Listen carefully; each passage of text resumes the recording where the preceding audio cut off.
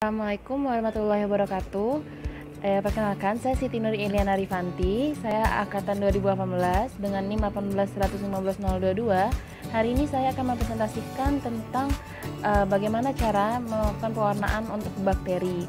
Nah, untuk praktikum mikrobiologi blok 14 modul 1. Ya, mungkin nanti kita langsung mulai saja. Check this out.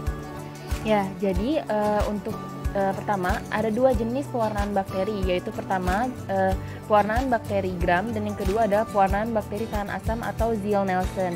Nah, nanti kita akan kupas satu-satu lebih rincinya bagaimana. So, kita lanjut masuk ke yang pertama, yaitu adalah pewarnaan bakteri Gram. Nah, tujuan dari pewarnaan bakteri Gram itu apa? Seperti yang kita lihat di layar, tujuan dari pewarnaan bakteri Gram itu untuk melihat bentuk atau morfologi dari bakteri tersebut dan melihat bagaimana sifat atau reaksi bakteri tersebut terhadap pewarnaan Gram.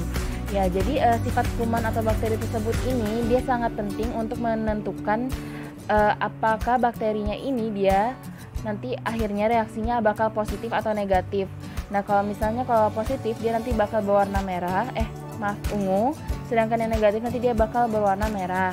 Nah, kenapa bisa terjadi perbedaan warna, yaitu ungu dan merah? Itu terjadi karena adanya perbedaan di bagian dinding sel bakteri tersebut. Perbedaannya itu di mana? Nah, perbedaannya itu dia di bagian peptidoglikan dinding selnya. Ada yang tebal dan ada yang tipis. Makanya bisa terjadi perbedaan warna ungu dan merah seperti itu. Jadi kita masuk ke alat dan bahan. Pertama kita akan membahas tentang alat. Seperti yang ditampilkan di layar, alatnya itu ada objek gelas, lalu ada senkelit atau OC, ada pipet tetes, ada lampu Bunsen, ada rak preparat dan ada mikroskop.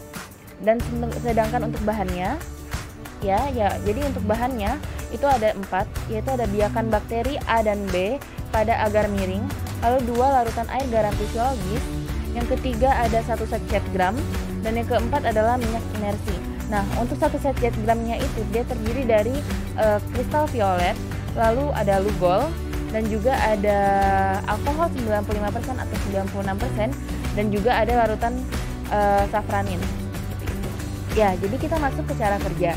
Nah, cara kerjanya pertama, ambil kaca benda, lalu bersihkan dengan melewatkannya di atas lampu Bunsen selama 2-3 kali, seperti ini.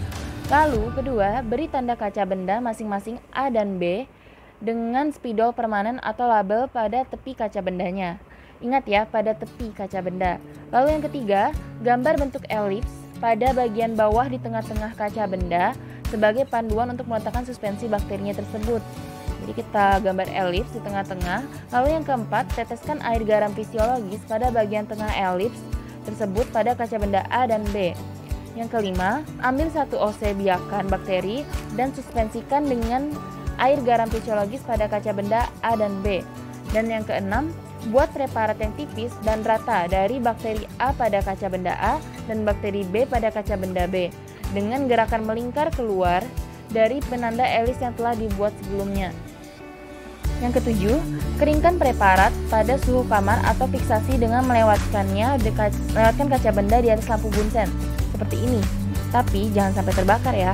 Lalu yang kedelapan, letakkan kaca benda di atas rak preparat dan tuangi dengan larutan kristal violet dan biarkan selama 1-2 menit.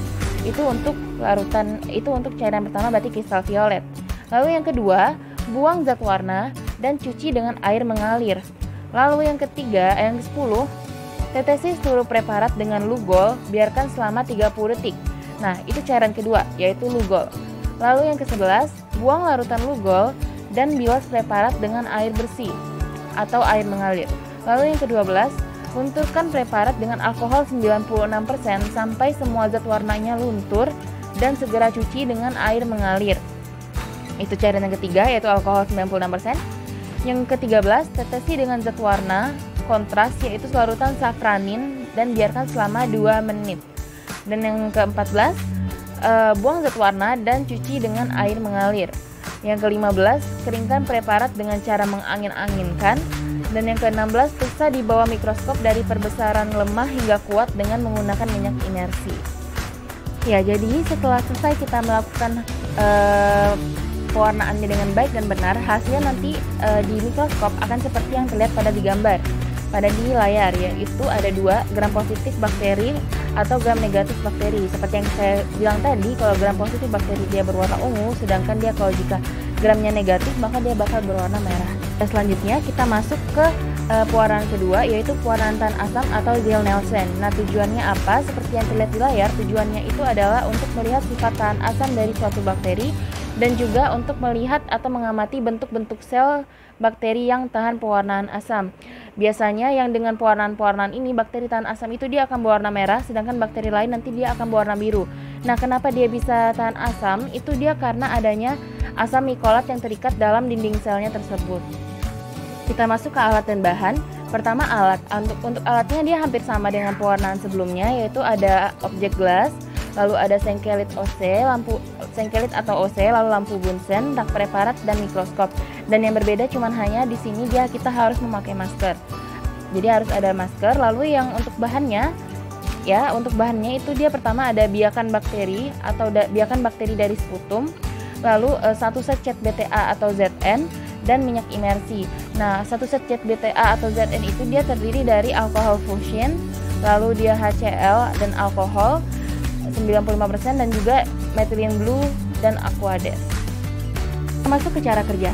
Jadi untuk cara kerjanya itu pertama kita harus menggunakan masker. Jadi pakailah masker. Lalu yang kedua, ambil kaca bendanya, lalu kita bersihkan dengan melewatkannya di atas lampu Bunsen, lalu kita berikan air garam fisiologis pada tengah kaca benda tersebut. Yang ketiga, buat preparat yang tipis dan rata. Yang keempat, keringkan preparatnya pada suhu kamar dan fiksasi dengan melewatkan kaca bendanya tersebut di atas lampu Bunsen.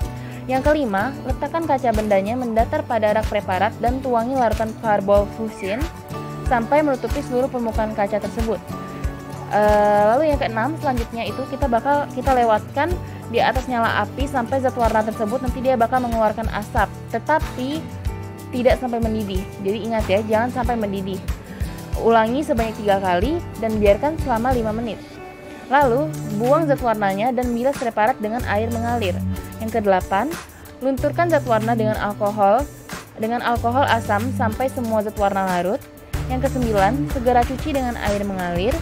Yang kesepuluh, tuangi preparat dengan larutan methylene blue dan biarkan selama 30 detik. Yang ke-11, cuci dengan air mengalir dan keringkan.